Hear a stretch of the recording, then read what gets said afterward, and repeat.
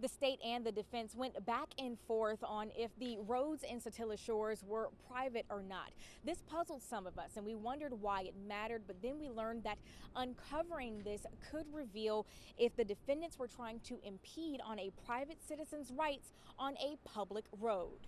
The government first called Glenn County Police Officer Robert Rash, who frequently worked in Satilla Shores. On February 11, 2020, Travis McMichael made a 911 call about a burglary. Officer Rash responded with flashing lights and a siren. The government had Officer Rash testify that he hadn't been to any burglaries in that area for some time. The government said Travis McMichael lied on that 911 call.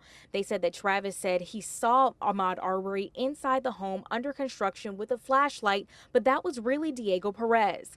They said Travis told police he had been watching the property the whole time, but they said he went home. The government asked Officer Rash, if someone called 911 about a boy wearing shorts who ran into an empty building, would you respond with sirens and flashing lights? Officer Rash answered no. Here's how Arbery's family responded to this.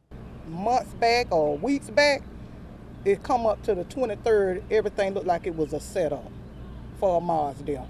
We heard testimony from the medical examiner who conducted Ahmaud Arbery's autopsy.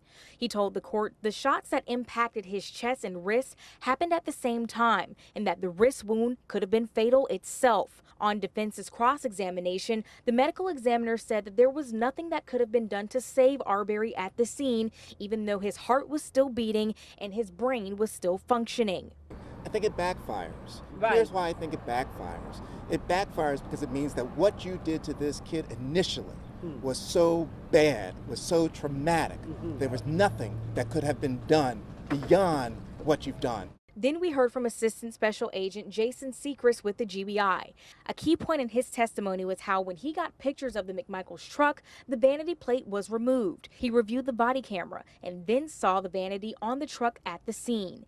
He doesn't know who took it off, but testified the plate was of the old Georgia state flag that includes a state seal and a Confederate flag. They also showed decals on the truck box that showed a blue Confederate cross. Sechrist interviewed William Bryan multiple times, and in one of the interviews, he said, there are a couple black guys in the neighborhood, but I've never seen this one, meaning Arbery. Then he told Sechrist how he figured Arbery had stolen something or shot somebody, which Sechrist says confused him because there was no evidence of any of this. The state replayed body camera video from the scene where you could hear William Bryan telling an officer if he would have stopped, it would have never happened. And after that, you could see him smiling and laughing. Here's how Wanda Cooper Jones, Ahmaud Arbery's mother, responded to this. Ahmaud hadn't done anything wrong to be chased at all, but still yet they chose to chase him. And not only chase him, but they chose to kill him. He escaped the first murder date of February 11th. That was the date that they had actually planned to kill Ahmaud. Cooper Jones says with this trial, she's learning that her son was not only killed because he was accused of committing a crime, but because he was black. Tomorrow, we're expected to hear more witnesses from the state. We're told that a forensic person will be called to examine the shotgun that was used in this shooting. In Brunswick, Marilyn Parker, Channel 4, the local station.